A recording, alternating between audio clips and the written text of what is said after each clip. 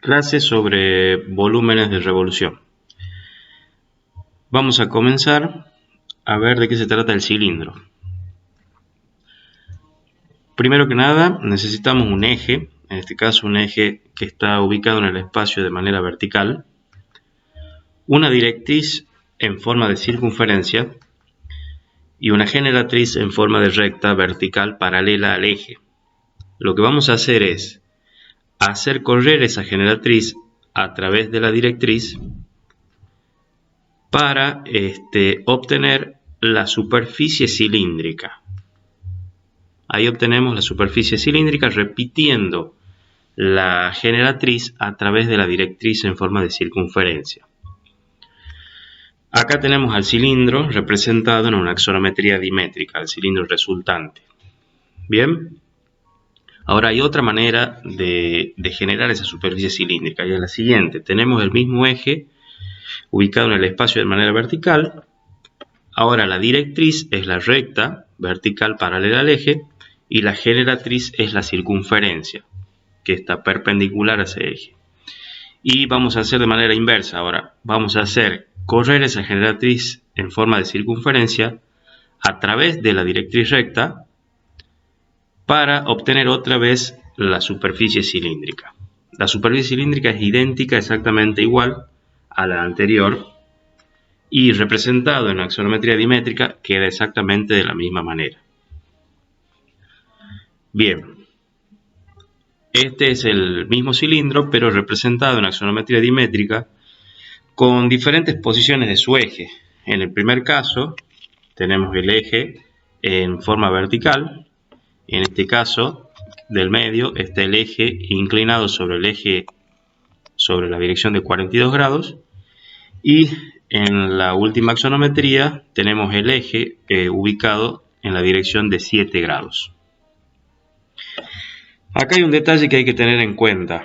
Para representar correctamente el cilindro en axonometrías, vamos a remarcar, por supuesto, las elipses, la superior y la parte de la inferior que están visibles, y para remarcar las generatrices verticales vamos a remarcar la generatriz vertical, esta que está acá.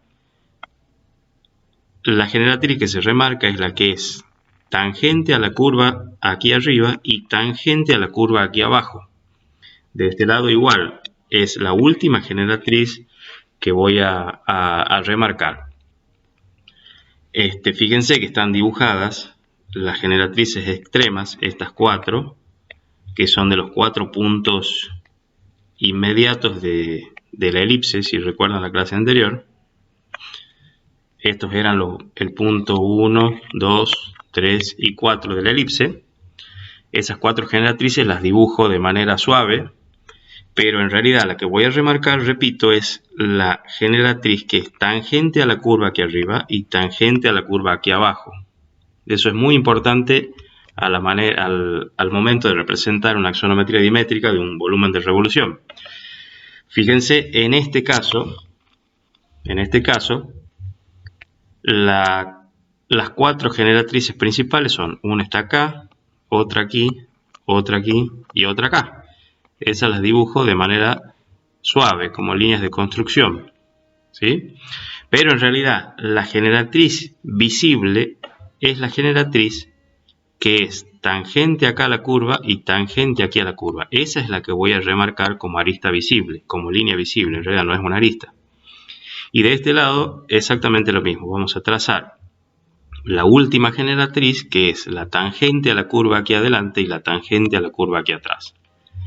Esa es la generatriz que se remarca. Y en esta axonometría pasa exactamente lo mismo. Las 4 generatrices principales son 1, 2, 3 y 4, que las vamos a dibujar de manera suave, ¿sí? Como líneas de construcción. Pero la generatriz que debo remarcar como línea visible es la última generatriz, o sea, la que es tangente acá a la curva y tangente aquí a la curva. Esa es la que vamos a remarcar como una arista visible. Fíjense que no coincide, hay una diferencia acá entre ambas, no coincide con la generatriz principal que dibujamos al comienzo. Siempre hay una leve diferencia.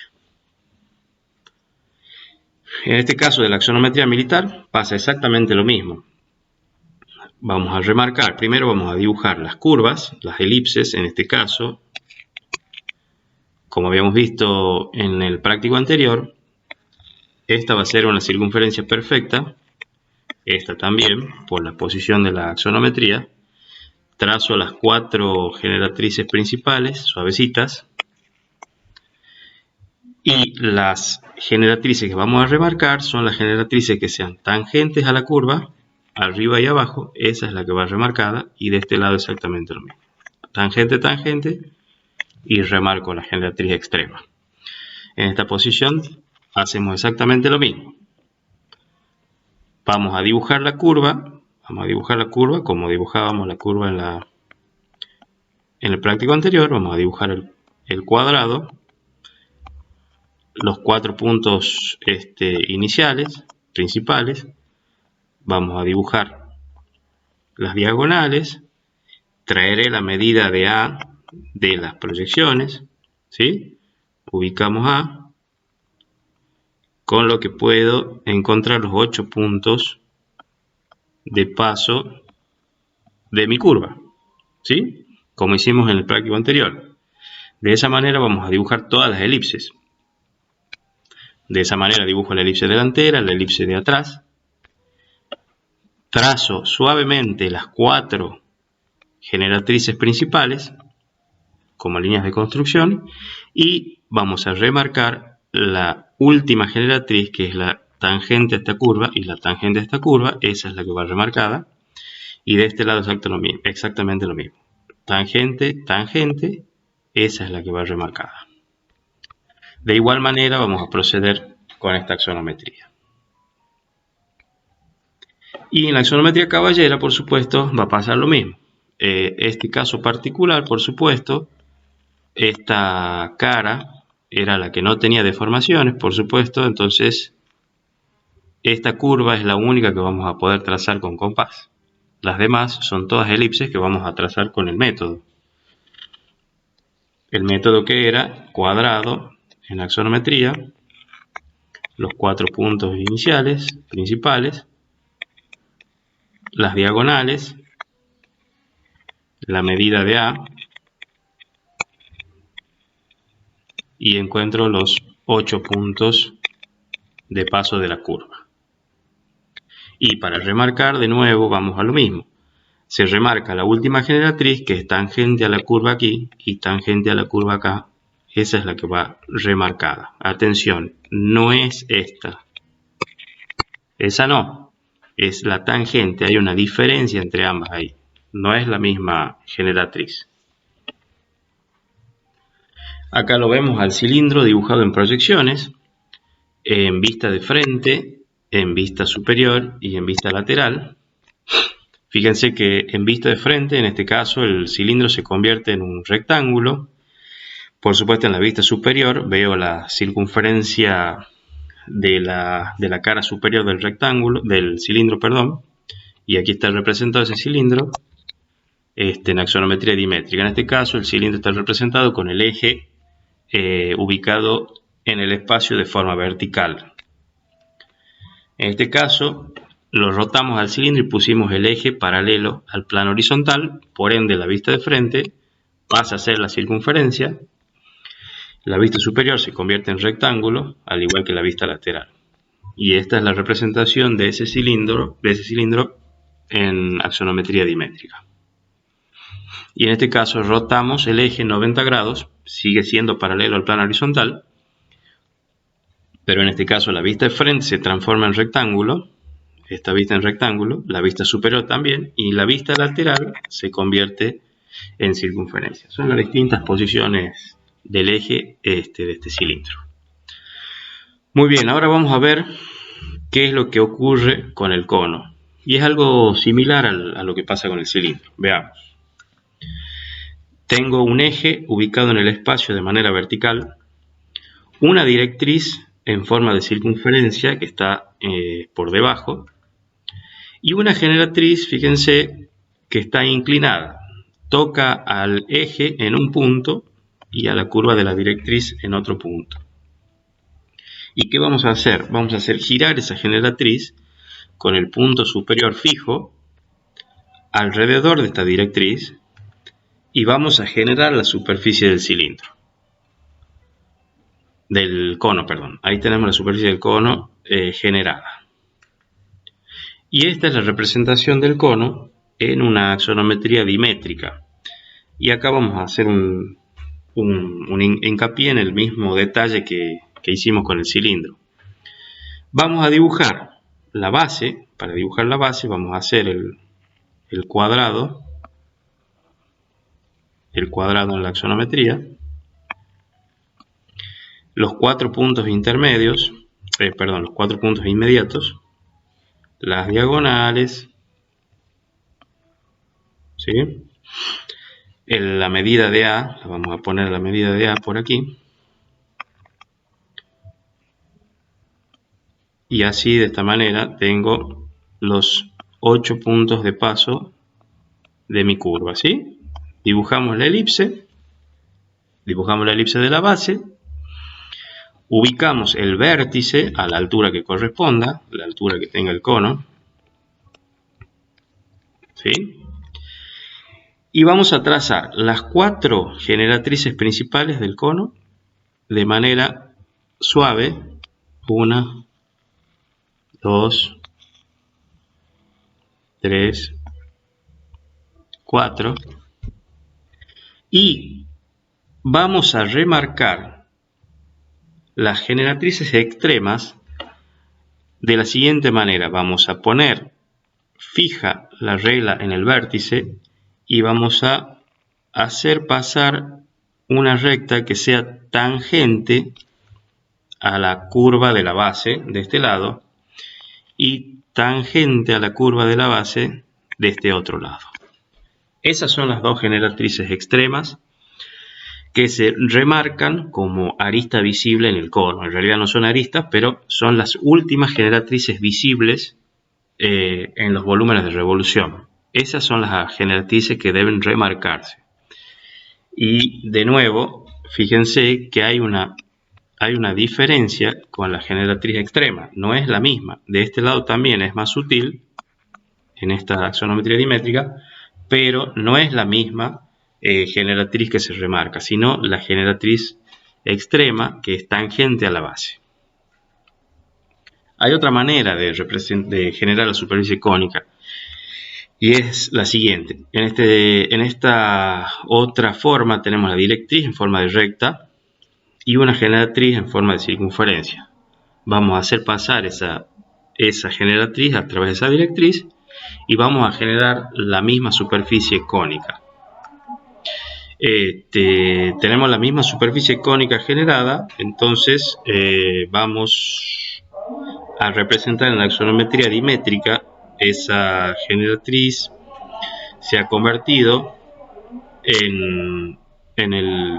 a través de la directriz en una superficie cónica y la representación es exactamente la misma que la que vimos recién. Dibujamos la elipse de la base, las 4 generatrices extremas de manera suave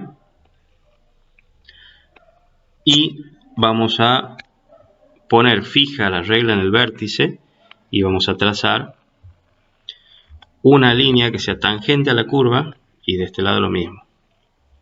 Trazamos que sea tangente a la curva. Esas son las 2 generatrices extremas que debo remarcar. Acá está el cono dibujado en diferentes posiciones en axonometría dimétrica. Esto es lo que decíamos recién. Vamos a remarcar la última generatriz extrema siendo tangente a la base, tangente y tangente. En esta posición pasa exactamente lo mismo. Tengo las 4 generatrices principales. En este caso, por la posición y las dimensiones que tiene el cono, la última generatriz extrema prácticamente coincide con la generatriz principal.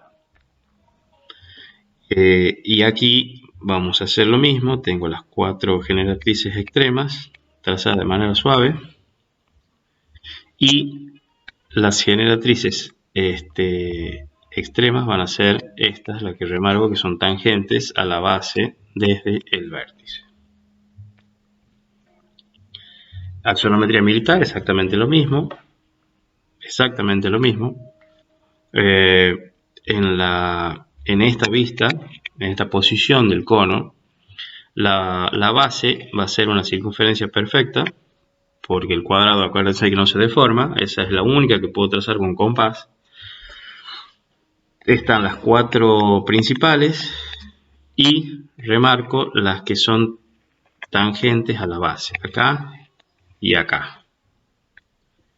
Igual en este caso, tangente a la base,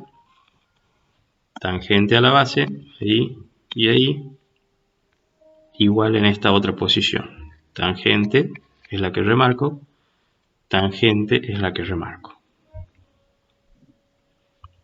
Y en axonometría caballera es lo mismo. En este caso, la que puedo dibujar con compás era esta posición de la curva, ya que el cuadrado no sufría deformaciones. En el caso de las otras posiciones, acá y acá, sí vamos a tener que dibujar la elipse con el método de los 8 puntos.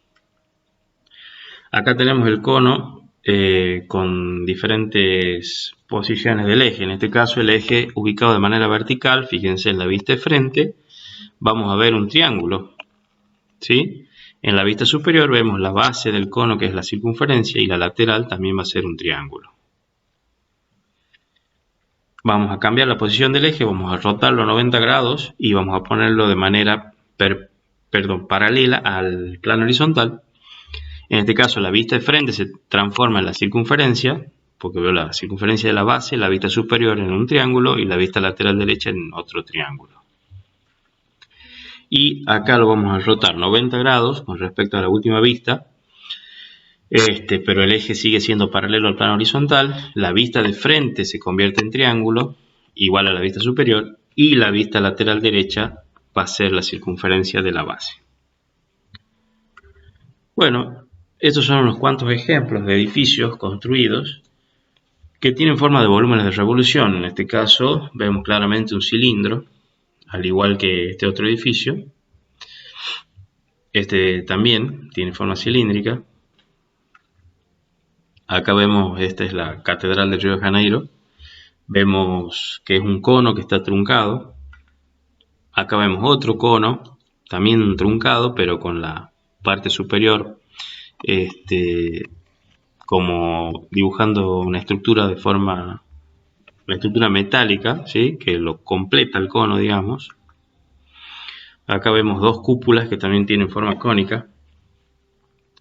Y por último, bueno, vemos este ejemplo que es del arquitecto Gehry, donde vemos formas que no vamos a estudiar nosotros en este curso, pero que evidentemente son factibles de representar y desde ya de construir.